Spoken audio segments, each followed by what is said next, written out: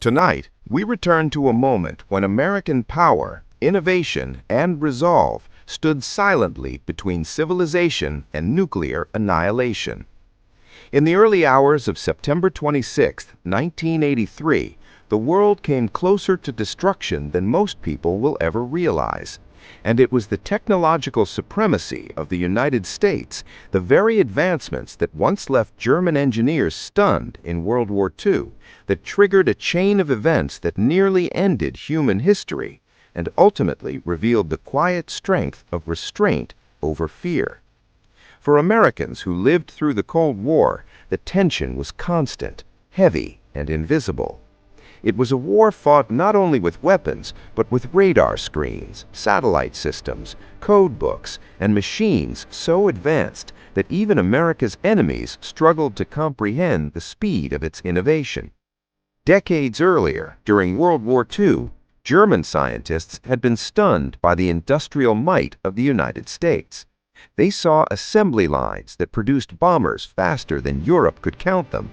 They witnessed radar systems that pierced darkness. They watched as American logistics, engineering, and computing turned the tide of global conflict. That technological gap did not disappear after 1945. It grew. By the 1980s, the Cold War had become a battle of detection systems, missile shields, and early warning satellites orbiting silently above the Earth. The United States had invested billions into advanced missile defense research, radar tracking, and strategic deterrence systems designed to prevent surprise attack. To Soviet leadership, this rapid expansion of American technological superiority was alarming. They feared they were falling behind. They feared that America might one day gain the ability to strike first and survive retaliation. And fear in geopolitics is combustible. On September 26, 1983, inside a Soviet early warning bunker near Moscow, Lieutenant Colonel Stanislav Petrov was on duty. The system suddenly flashed an alert.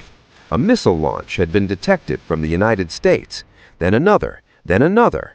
5 American Minuteman intercontinental ballistic missiles appeared to be racing toward Soviet territory. The warning system indicated high confidence. According to protocol, Petrov was expected to report the attack immediately. That report would have traveled up the chain of command in minutes. Retaliation would likely have followed. But here is where American strength plays an unexpected role in the story. Petrov knew something about American military doctrine. He understood the scale of U.S. nuclear capability. The United States did not rely on 5 missiles to begin a war.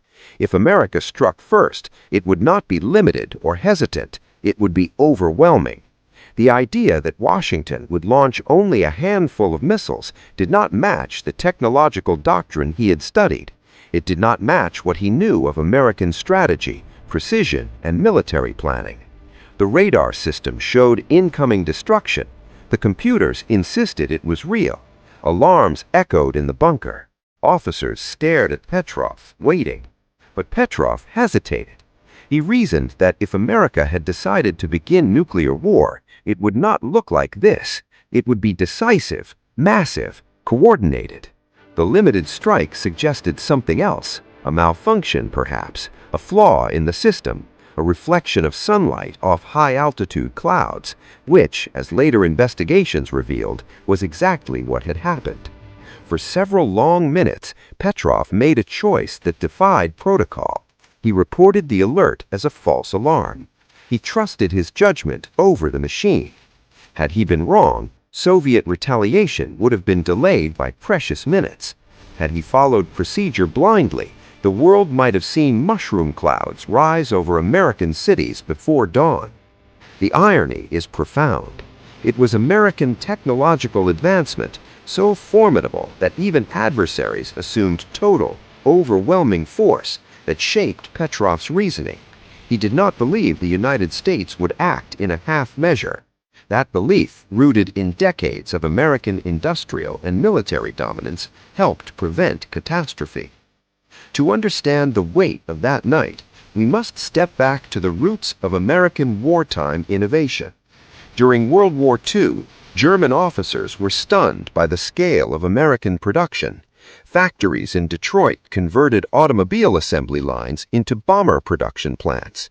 The United States built more than 300,000 aircraft during the war. Liberty ships rolled off docks faster than U-boats could sink them.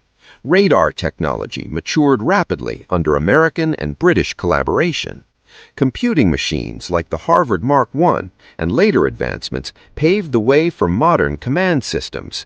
German engineers themselves acknowledged that they had underestimated America's industrial potential. That same spirit of innovation continued into the Cold War.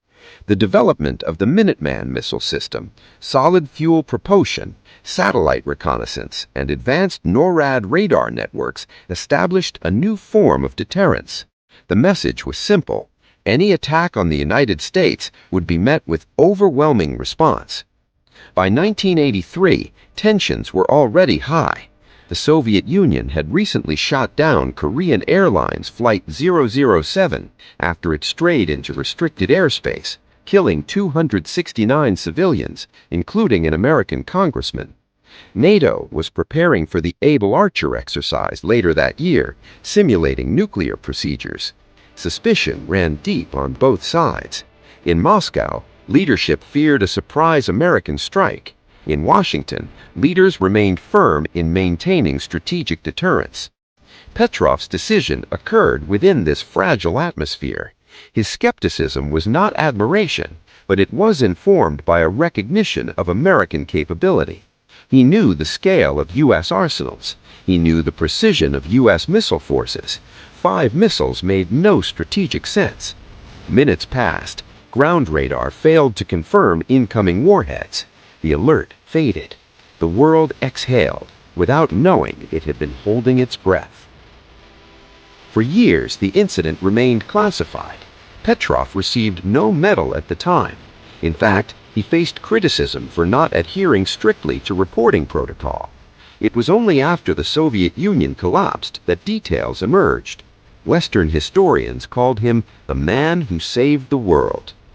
For older American viewers, this story resonates on multiple levels. It reflects the dangerous balance of power that defined an entire generation. It reminds us that strength does not merely lie in weapons, but in credibility. America's overwhelming capability shaped the assumptions of adversaries. That credibility, paradoxically, may have prevented escalation. There is also a deeper lesson about technology. Machines can fail, systems can misinterpret sunlight as missiles, but human judgment remains essential. Petrov's skepticism was informed by strategic logic, rooted in decades of geopolitical observation. In many ways, the Cold War was not only a standoff of missiles, but a competition of engineering philosophies. American open industrial capitalism versus Soviet centralized planning. Innovation cycles in Silicon Valley and defense research labs accelerated rapidly. From stealth aircraft to satellite reconnaissance, American technological culture thrived on iteration and expansion. And so, on that quiet September night, in a bunker thousands of miles from Washington, the reputation of American might played an invisible role. The belief that the United States would never strike timidly helped expose the flaw in the Soviet system's warning. History often celebrates dramatic battles and visible victories, but sometimes the most important victories are invisible. There were no parades the next day, no speeches, no headlines, yet the world continued spinning. For those who grew up practicing duck and cover drills, who remember the Cuban Missile Crisis, who watched the Berlin Wall fall years later, this story stands as a reminder. Deterrence worked. Strength mattered. Credibility mattered. And on a fragile night in 1983, the combination of American technological dominance and one man's refusal to panic prevented the unthinkable. The Cold War would continue for years, but it would end not in nuclear fire, but in political transformation. The Soviet Union dissolved in 1991. The United States emerged as the sole superpower.